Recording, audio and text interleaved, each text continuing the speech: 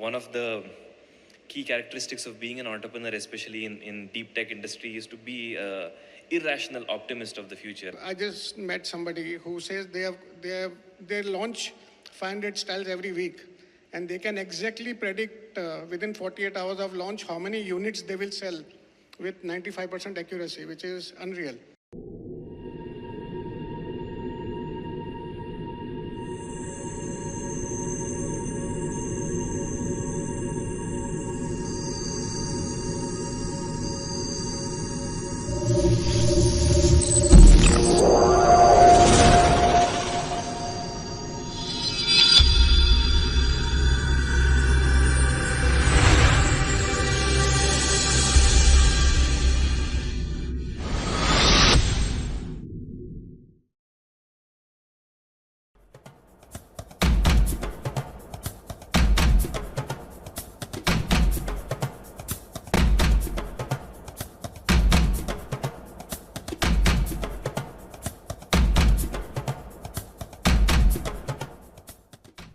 Next up is a very interesting session to come immediately after this, because when we've been talking about the corporates that are going to use this and the marketing people who are going to use it, it is ultimately, again, embodied in particular human beings. None of that is like just a construct outside of society. So this is wonderful and serendipitous that the very next session, we're going to really have on stage people who are using technology and innovation in the most interesting ways in India, but also, Kishore Biyani has been the pioneer of Indian modern retail. He had Future Group, which unlocked the aspiration and ambition of the bottom of the pyramid, making all Indians look better, making it accessible to access fashion. But I'm going to be asking him exactly some of the questions that we heard here. How will AI, neural technologies, brain signals, the kind of new, rich data that helps you understand human desire and ambition, inclination, be used in the marketing world? So it's a really germane conversation. Kunal Shah of Cred was supposed to come, but unfortunately both his mother and he have fallen very unwell, so he apologizes that he couldn't make it. And apart from that, we have Awais Ahmed, who is pioneering the hyperspectral satellite network here called Pixxel.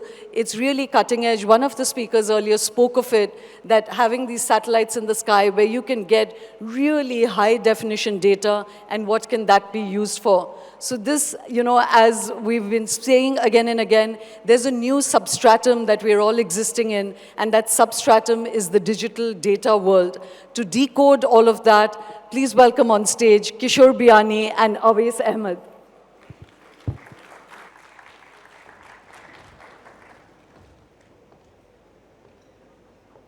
Thank you.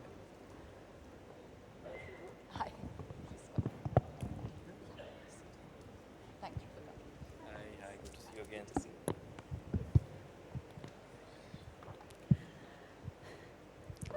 Kishorji, if you've been watching some of the sessions in the conference, my first sort of question to you would be that as you've been hearing about all these uses that data can be put to, what are you feeling, anxiety or extreme excitement?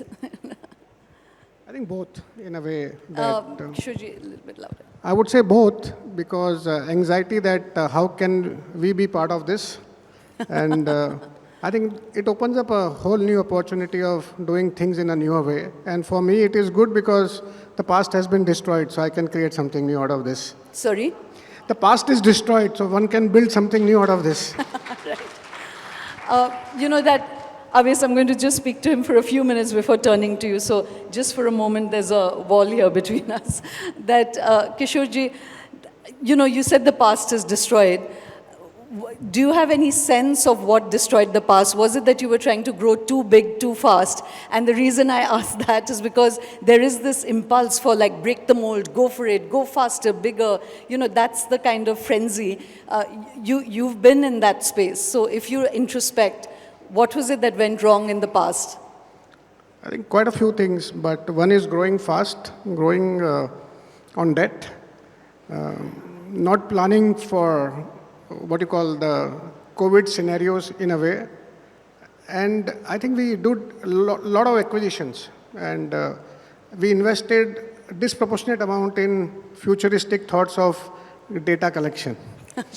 Okay, that's very interesting. You said you wasted a lot of money in data collection. Everything that you're hearing now, do you think you were ahead of your time, or do you think even now, because we've been kind of talking about the immediacy of this, but there are others who are saying all of this is overhyped and, it's just helping feed the narrative to say it's all happening, because it is almost then a self-fulfilling prophecy. So it's very interesting that you said we wasted money on data collection. I didn't say wasted, because we were not able to use it because COVID came in and we had data of around 8 crore customers. We made a lot of members. We created a future pay program. We created a membership program. We got in one of the largest data analytics firm, Palantir, to work with us. And we thought we could create the future by data, prediction of what the consumer is going to buy, how we can link our supply chain, manufacturing to it, and create a seamless, quick supply chain business. But ye ho na saka. So you were maybe ahead of your time, but everything we've been hearing now, really those data analysis mechanisms, particularly with AI, has really improved. And you just heard from Neeta the kind of data use that can happen. So let's assume that this mature technology comes to your doorstep. You also heard all the downsides, and now don't be polite and careful, Kishorji. Tell us what you're really thinking. Knowing both the good and the bad, would you use the data? Totally yes, because I've been meeting a lot of new entrepreneurs, the new age entrepreneurs, and the way they are building the predictive engines is unreal. We couldn't have imagined what people are doing. And we are in fashion retail. We are looking at retailers now, brands doing 12 stock tons, which is unheard of. Sorry, doing? 12 stock tons. They are turning around stock so faster than one can imagine. And nobody comes from a fashion background. And there are many models which are emerging. And I think with AI and predictive engines now becoming more sharper and sharper, they are already working at 95% accuracy levels. I just met somebody who says they launch 500 styles every week. And they can exactly predict within 48 hours of launch how many units they will sell with 95% accuracy, which is unreal. Wow. I'm going to come back, Kishorji, to ask you a little bit more about how the entire consumer psyche is changing, and you are launching a new project, which I'm going to come back to talk about. Awais, to come to you in a different end of the spectrum, a different kind of data, which is the hyperspectral data. It's really cutting edge. Do tell the audience a little bit about what hyperspectral is in the first place, the satellites you have in the sky, and what use are you putting that data to? Sure. So what we're doing in essence is building a health monitor for the planet. So just Can you speak into, can everyone hear him? Yes. So we're building a health monitor for the planet, which basically is like humans go to the doctor every once in a while to get a health checkup of what's happening in our body, getting a sense of what's actually happening on our planet at global scales. And the only way to do that is through satellites up there. So these are quite different from the Starlink satellites that Elon Musk is launching. These are imaging satellites. So you can think of us as photographers, just that the photography is happening from space. So you have these satellites that are orbiting around the Earth. They take images of different parts of our globe, what's happening with the farms, what's happening with oil and gas pipelines, what's happening in our cities, what's happening at the borders. And what we do uniquely globally when we started is we said we'll do this new type of imaging called hyperspectral imaging. Just like if I had a broken bone and went to a doctor, a normal phone camera won't tell the doctor what's wrong. He would have to, or she would have to go towards a different spectrum and see in an X-ray what's actually broken. So similarly, there are a lot of problems that are invisible that you can't see with normal eyes or normal satellites or cameras. Things like crop disease. Is there a crop disease in this part of the farm? Is it spreading somewhere? Is there an invisible methane leak from this pipeline?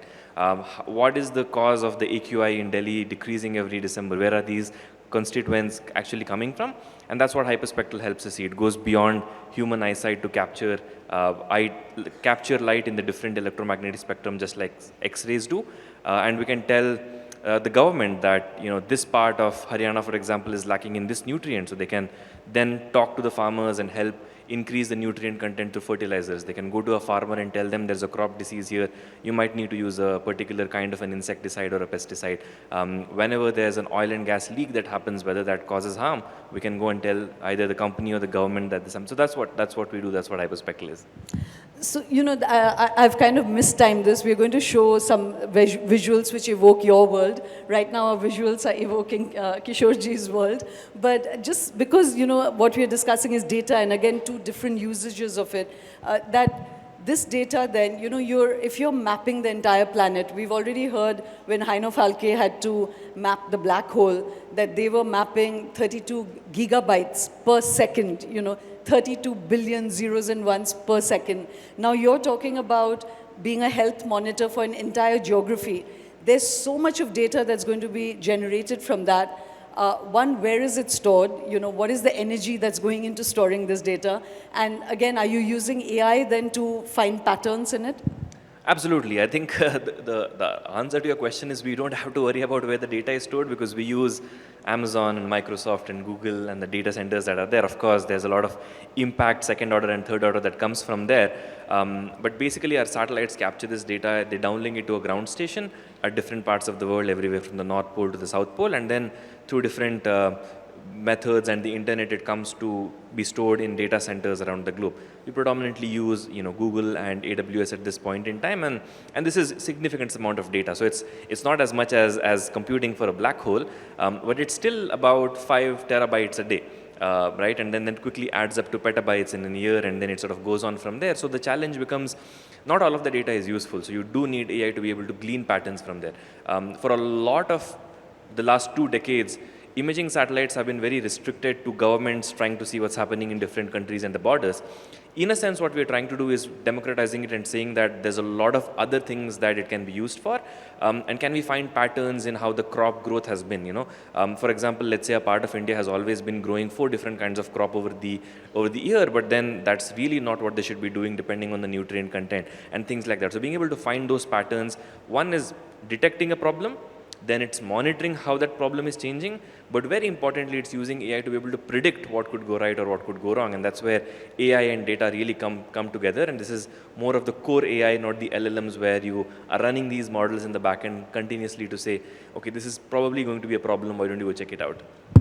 So, this is very hopeful that if you can use data to predict, say, a crop going bad, or, as you've been saying, like even oil leaks or any of that. You can't predict an oil leak, but say a forest fire, for instance. Can you predict a forest fire happening like what happened in Los Angeles? Would that be possible? Yeah, I mean, it's hard to predict it exactly where it will start, but you can likely start to create indicators of the risk of a fire starting in a particular area. So let's say hyperspectral data, we capture an image of this forest. One, we can identify what species of tree it is. Second, we can identify the moisture content there. Third, we can combine it with other data, which is the amount of sunlight that's there. Is it like higher than other parts? Where is the wind blowing? So we can, one, predict that there's a higher and higher risk of forest fire starting here, but especially once it has started and starting to grow very rapidly, combining satellite imagery with wind data, with some other data, you can tell where it is likely to spread. And so therefore, on-ground response can be accordingly planned. But, again, before I swivel back to Kishorji's use of data, that when you're talking about this level of data being generated, will there be any human intervention, or is this again going to be a displacement of humans? And I don't want to put a moral social framework, I'm just trying to understand the reality that no human being can actually go through all this data. So even the diagnostics, finally, yes, you'll own this data, but all the processing of the data is going to be with AI? So I think it's a very good example of human AI fusion. Even if it was 5 years ago that we were talking about this without the explosion of the LLMs trying to replace humans in many parts, this is still what would have happened, because as you said, there's so much data. It's not possible for a human or humans to even go through all of that. So what happens is AI basically goes through the data, parses through it, and it identifies a few areas of problems or opportunities, and then it's put in front of humans. In the end, it has to be humans taking a call. It has to be humans identifying where the disaster only in response will be. 2024 it'll be humans taking a call, It could well be somebody else taking a call. Yeah, maybe in 2050 robots can go and extinguish the fire, but at this point in time you still need humans to be able to take a judgment call on what's right. So just one more question on that. When you said that you can get this level of high definition of soil and crops and what's under the ground, etc., can you get that kind of hyperspectral definition of us? Can surveillance be used on us at this scale now? Yeah, no, I think humans are way too small to be captured from 500 kilometers away. So there are spy satellites every country will have that can count the number of people, but you can't see if it's this person or that person. You can't see a face. You can't read a license plate. In our case, it's not that good. We basically focus on farms and pipelines and stuff like that.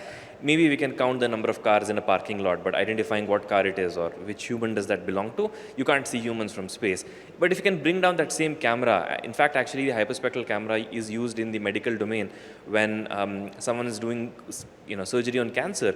Hyperspectral, just like it can see invisible things from space, it can identify cancer cells from normal cells. So it's used here, but not from space. It's a different use case. Okay. So, Kishore I'm just swiveling between these different uses of data. So, your new project along with your nephew is Broadway, which is a completely new form of retail.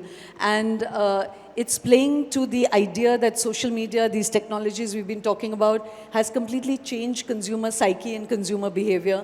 So it's a very interesting proposition. You're bringing the psychology of social media onto a physical platform. Help us understand what that vision is, because I think it's very sociological comment on all of us. We also come from a thought that retail stores were designed 100 years ago, and whatever we have seen which has come till now is incremental thought around what was designed long time back. And we believe the new age, the world has changed, and the dominant communication medium has changed, and you can't build brands on mass media anymore.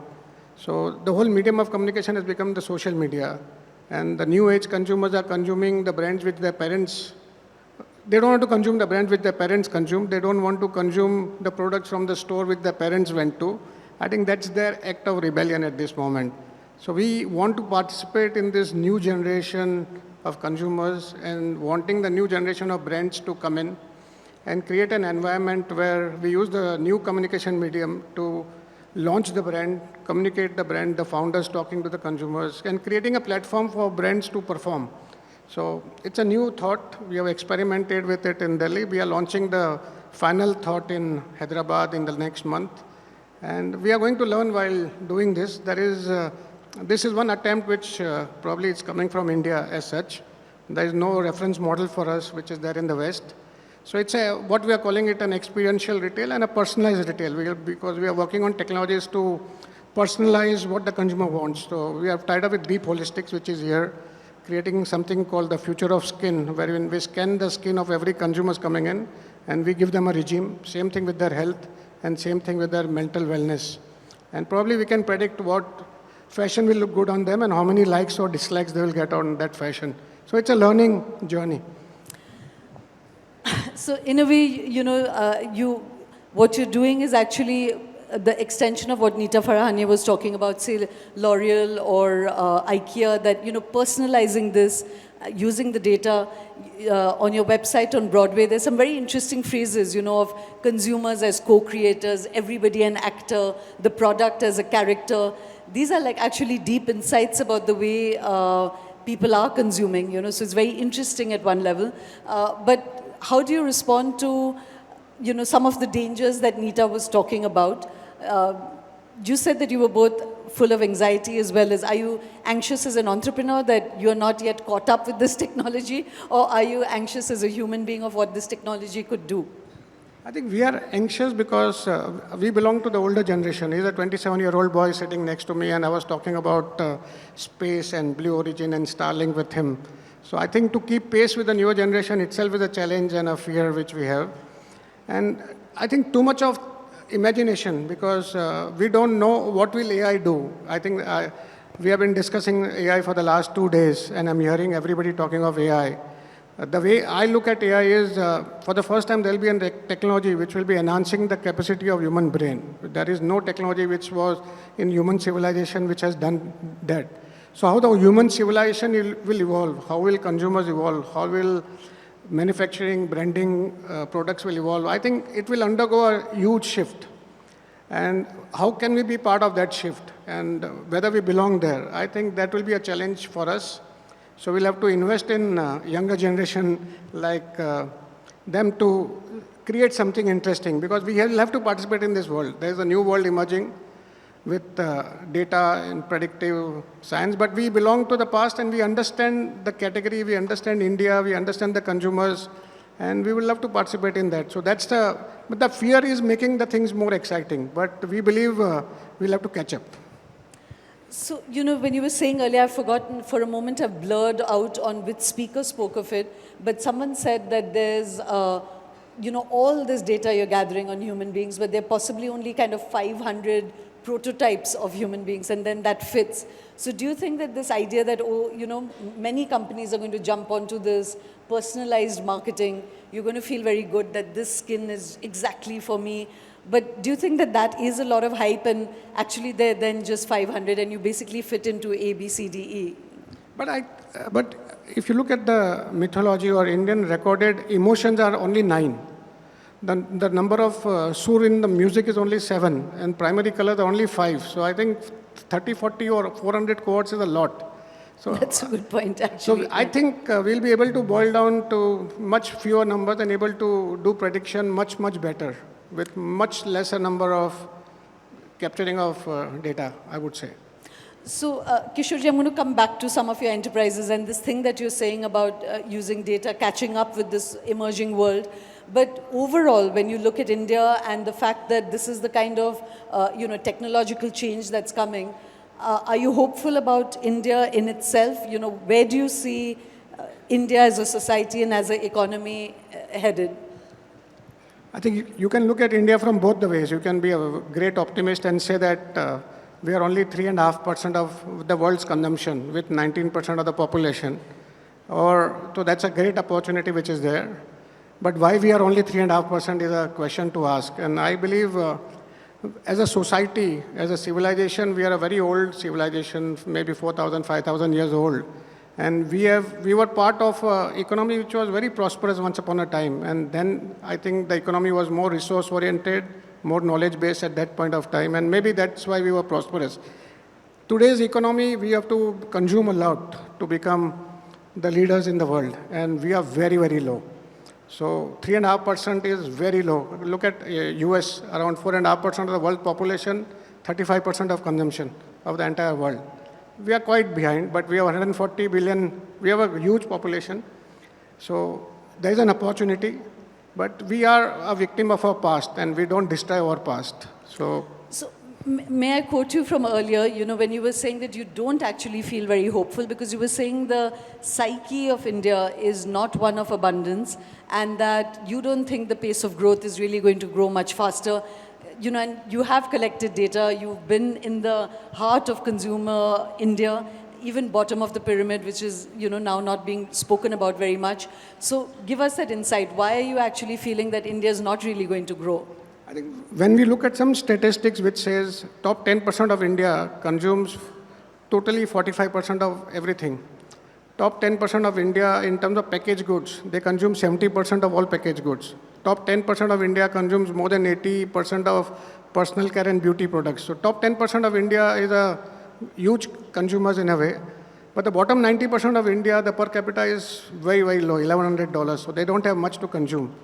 And secondly, when we look at the theory of India 1, India 2, India 3, India 3 hardly consumes 1,000 items in their lifetime.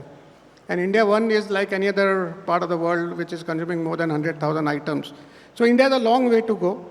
And I think once the GDP grows, once the economy grows, and how do we share the wealth, there are a lot of factors to be taken into account before we become a huge consuming society which can make us powerful. So Kishore, earlier your business was actually based on the lower half of the pyramid. Why have you pivoted now, that your new business, you said earlier to me, you haven't said it now, but you said you're going to just focus on the top 1 or maybe 10% at a pinch, What has created this completely pivotal shift in your thinking and your desire to engage with consumers? I think that time we had a concept called Big Bazaar, which used to sell that 1,000 items or that 10,000 items which the India 2 was consuming. And we only went up till 35% of the population of India. So I think in this innings, we believe top 10% of India is huge consumers. And they are consuming things in a much different way. They are part of the whole global ecosystem and they are aspiring to be a global citizen in a way. And we think we'll understand these customers more deeper and deal with them rather than going to the mass of India, where reaching consumers is expensive and acquiring customers is expensive, and in the new medium of communication, it's very difficult to reach them. So what's going to happen to the rest of India in this new AI, data-driven, very smart emerging technology I world? think India has many, many entrepreneurs who will deal with them. So let us deal with this top 10% first. Kishorji, I'm asking your permission because once before you said, don't quote a personal conversation. So may I quote what you said about the bottom of the pyramid earlier to me? If you say no, I'm putting you out. Let's not talk about it. Okay. So that's just to give you a sense that there's, more interpretations of India than we can possibly present on the stage. But Awais, let me come to you. You're part of this young, new generation that totally gets the whole possibility of data. But if you've been listening to any of the conversations here in this conference, let me take you away just from your entrepreneur hat. As a young person, how do you respond to the coming of AI or biotechnologies and, digital biology, bioenhancement, bioengineering? What do you feel about it? So I think, like most kids, I grew up reading a lot of science fiction and most of it optimistic. And I think one of the key characteristics of being an entrepreneur, especially in deep tech industry, is to be irrational optimist of the future, and that's kind of what's coloring my lens as well. So I think being where I am, just looking at either the future of India and the world, there's two forks in the road. Obviously, everything could go wrong, artificial superintelligence enslaves us all, and then everything's moot. But on the other side, if we sort of are actually able to get this right, I think Satya Nadella was recently mentioning in a podcast where AGI is not some random definition of what it's able to do. Is it actually when economy of the world grows at 5%, 10%, 15% sort of year on year, and not just in certain parts of the world, it's every part of the world, including India, right? And I think if there might come a point, hopefully, if you're looking at it optimistically, where it won't be a line or a curve that you can draw from the past and say that this is the maximum that the world can grow. Maybe artificial general intelligence or superintelligence comes in, and at some point in time there's so much abundance of resources, so much food, so much consumption sort of happening through a combination of humans and AI that no one has to struggle in the world anymore, right? And that's kind of maybe a very irrationally optimist view of the world. But looking at whether it's DNA of mammoths and recreating mammoths again, or maybe Jurassic World will be real in a few decades, but using that same research to maybe edit out cancer from our genes, edit out hereditary diseases from our bodies, or being able to augment humans biologically so that we can go to space without wearing a spacesuit. We talk about creating settlements in space and moon and Mars.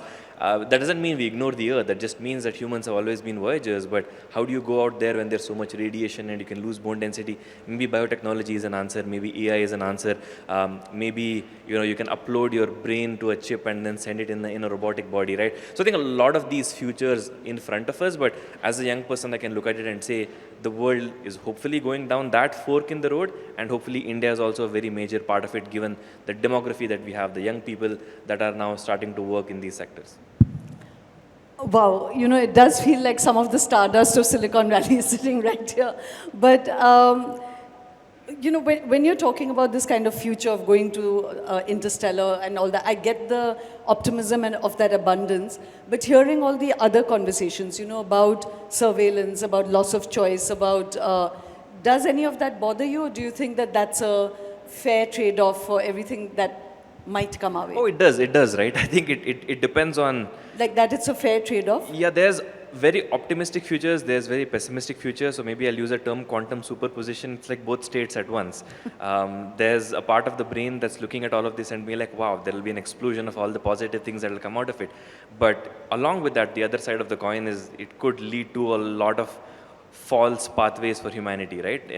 We just talked about one thing. If the artificial superintelligence, which is significantly superior to humans, just like how humans are significantly superior to, let's say, our pets, dogs and cats, if ASI is that to us, and it's not aligned with our values, if it thinks that it just have to optimize for some sort of an expansion and human life is not important to it, then everything's lost. That's like a worst case scenario. Or maybe AI is being used in nuclear arsenals around the world. There have been many points where nuclear war has been so close to happening, but humans have sort of come in the way and taken a call to not let that happen. maybe AI is so fast that it might not happen. We might have a nuclear scenario. So I think there's that, and then there's very real concerns as well that are not so far out with regards to surveillance and things like that. Author Ken Liu was here speaking about it. There's a very nice short story of his where there's folks living in a world where AI dictates everything. It not just becomes a platter of choices to the humans, it's actually guiding the choices. So when do our choices stop becoming our choices, and when is it choices being imposed by us by something that's a larger whole? These are actual problems, and you can't sort of just sweep them under the rug. But you can't stop working on progress just because of that, right? If you're scared of everything, then you can that can be the reason for not working on anything at all. So I think we have to have a part of the brain that's keeping this in track and saying that we have to be careful, but within a particular sandbox, progress still needs to continue to happen. That, it's interesting insight to get from, really shows the kind of insight that is driving this technology and a raft of technologies. So Kishorji, just coming back to you briefly before we wind up the session, is that of all that you've heard and all that is coming our ways, which would you invest in and which would you fund of all these technologies that's possible? So one is just using data for deciphering your consumer, but bioenhancement, biotech, brain mapping, digital uploading. I'm sure you're up on all of this. Which I'm ones not are you? at all. I personally believe human beings are imagining too much. I think what we are as a species are very different because we are conscious and we imagine a lot. I think I'm imagining a conference where only the robots will be sitting and human beings will be sitting there. So I think we can imagine whatever we want, but I would love to participate in the consumption space, and we believe consumption will be delivered in newer formats, in newer ways, and brands will be created in a newer way. There will be new products and categories which will emerge, and we would love to participate in that, and that they will use the tools what we have been talking about the past 2 days. But I would love to participate in the brands, the categories, and the format of delivery. More than And if you had to develop a range of brands for robots, would you do that? I don't know what will robots consume. So very difficult to. I think I don't see them consuming anything except for power. Except power. When you saw Sophia earlier, in the Bollywood session, what was your reaction in response to that? I watched the Twitter of Samir Arora. I didn't see Sophia myself, but I saw some of the reels. So very fascinating. I think we will come down to real Sophias, and there'll be a day when we'll not be able to distinguish between a robo and a real person. Yeah. So it was quite there. What about you, Awais? You're much more up on all this. What did you feel when you saw that? Good. I mean, good that we are here, but I think, maybe I'm a little spoiled watching Terminator and everything else, but at some point in time, as Sir mentioned, being able to have robots that you can't distinguish is a scary thought as well, but I think that's where we will eventually end up going. But I think that's one of the key areas. What humans can't do or shouldn't be doing is where robots will come up and start doing a lot of stuff. So very cool to see that there's an actual real life interaction happening with a robot today, but I think the real test of it will robots be able to do all the things that India 3 is doing today or Africa is doing today, and we can lift those humans up to actually get to a point where they are comfortable, there's universal basic income, and robots can take up that jobs. So just to literally in a second, if you can say, I think we've been talking about all this, and it suddenly struck me that I haven't asked any speaker to define what AGI or super intelligence is. And probably it's good that, I don't know, you're 28 or something, or maybe even younger. Why don't you define what it is? I think the goalposts have moved quite a bit. The Turing test used to be a very quick test. If you have two chat boxes in front of you and you're interacting, can you actually differentiate if it's an AI or not? I think with ChatGPT now, if you were to go back in 2005 and have someone chat with it, no one will be able to tell that this is not an actual human being. So I think in that sense, we have actually crossed AGI, but probably my definition would be, can an AGI actually demonstrate why it's conscious and imagine things and create things? So I think once AI can look at all of the previous information and come up with a new insight, let's say all of the physics has been fed into an AGI, it can come up with a new theory that a human hasn't come up with. That's probably when you have it artificial general intelligence. It's the move 37, you know. Well, thank you very much, Awais. Thank you, Kishore ji. It's really been very, very interesting speaking with both of you. Thank you. Thank you. Thank you.